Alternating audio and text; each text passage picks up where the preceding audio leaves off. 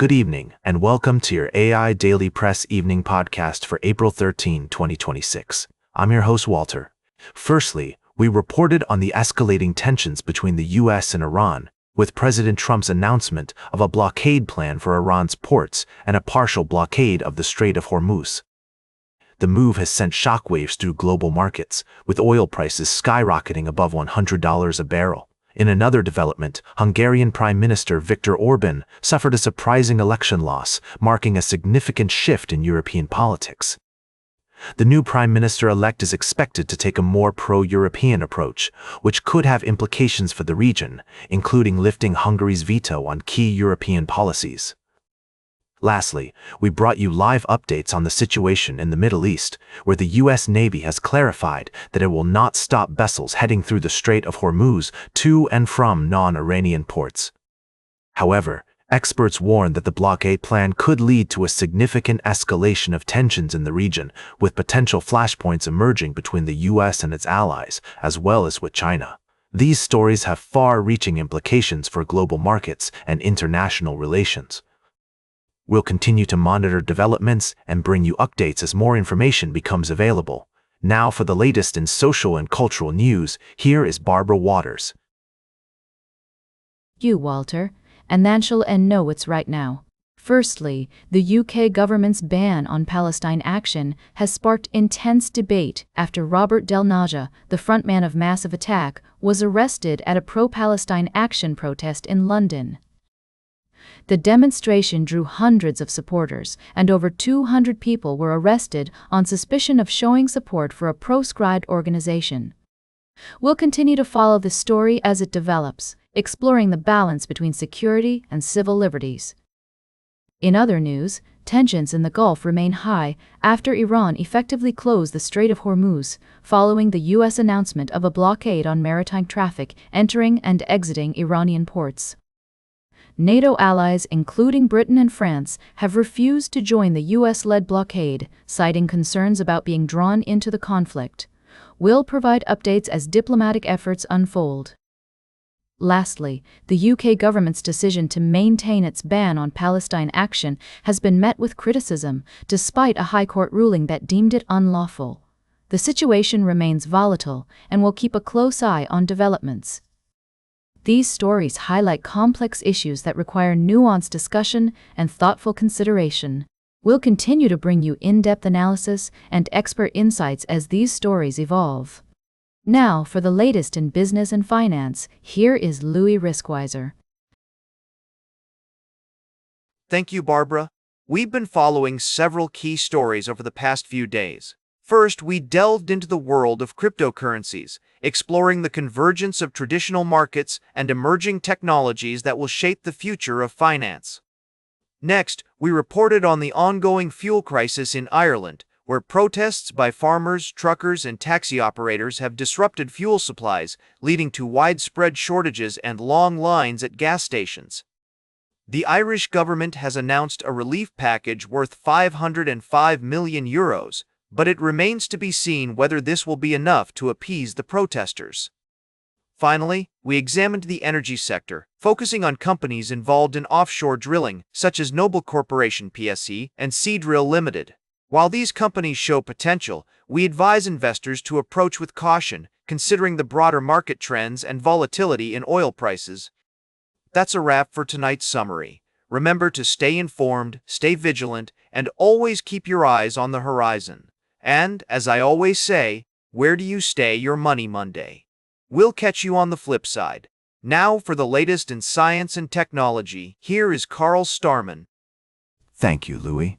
In tonight's edition, we're covering three fascinating topics that explore the intersection of science, technology, and human culture.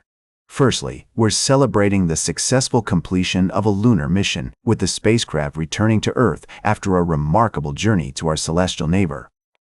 This achievement serves as a testament to human ingenuity and our innate curiosity about the universe. Next, we're discussing Elon Musk's foray into social media, specifically his recent activities on TikTok and Instagram.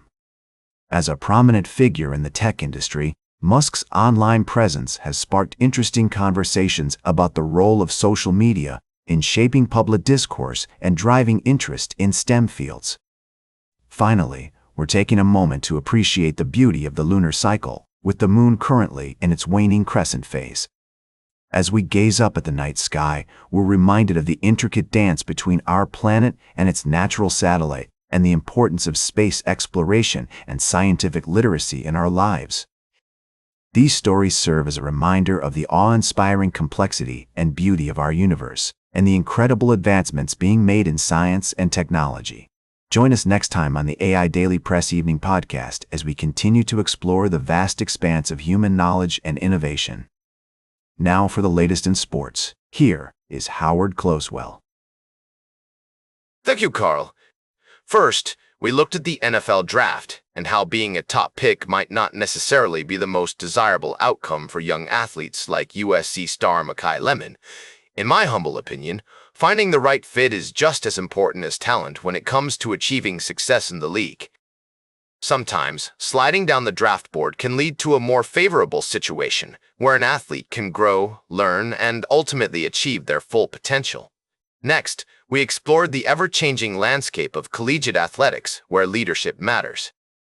The resignation of Chris McIntosh as athletic director at the University of Wisconsin serves as a reminder that visionary leaders are crucial in driving innovation and growth in modern sports.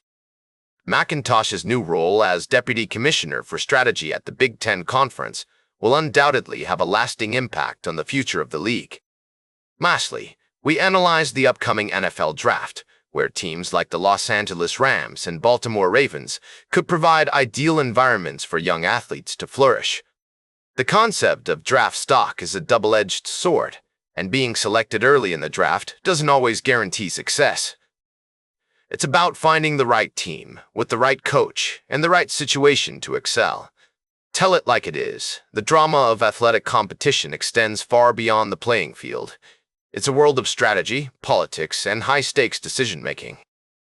As we watch these stories unfold, we're reminded that the business of sports is always evolving, and those who adapt and innovate will be the ones to shape its future. This is Howard Closewell speaking, bringing you the latest news and analysis from the world of sports. Now, for the latest in travel and human interest, here is Charles Currall.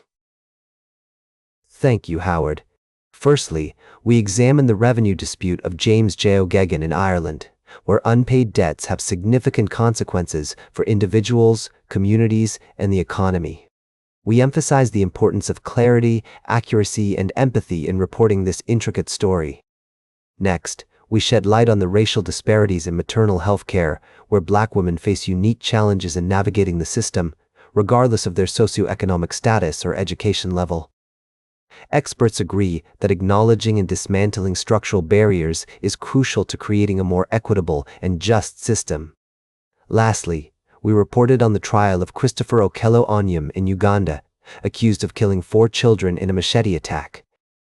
The use of a mobile court has raised concerns about executive interference and the potential for sensationalism, highlighting the tension between swift justice and protecting the rights of the accused. These stories underscore the importance of fairness, empathy, and due process in our pursuit of justice and equality.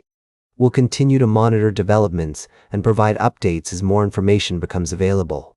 And that completes our evening podcast for today. Thank you for listening. Until tomorrow morning, I'm Charles Currall for AI Daily Press, the world's most unbiased news source.